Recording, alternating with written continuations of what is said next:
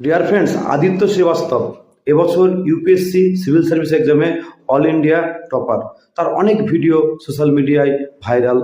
তো তার মধ্যে একটা কথা যেটা তার বাবা এবং তার শিক্ষক মহাশয়কে বারবার বলে, যেটা আমরাও বলি, আমাদের ছাত্রদেরকে বলি, যে জীবনে যে সময় যখন কাজে লাগানোর সময় আর কি, এখন তুমি হার্ডওয়ার্ক করো, এখন তুমি একটু ত্যাগ স্বীকার করো, এখন একটু কঠোর পরিশ্রম করো, এবং এই ত্যাগ স্বীকার, এই কঠোর পরিশ্রম মাত্র 26 বছর বয়সে সেই কাজটি করলো আর কি, তাহলে কি সারা জীবনের তোমাকে সুখ এনে দিতে পারে।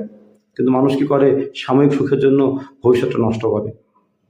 এটা বুঝতে হবে আর কি। মোবাইলে রিলস দেখে এমন কিছু তুমি করো, তোমার রিলস এরকম ভাইরাল হয়, তোমার রিলস লোকে দেখে আর কি, এমন করে সময়টাকে ইনভেস্ট করো।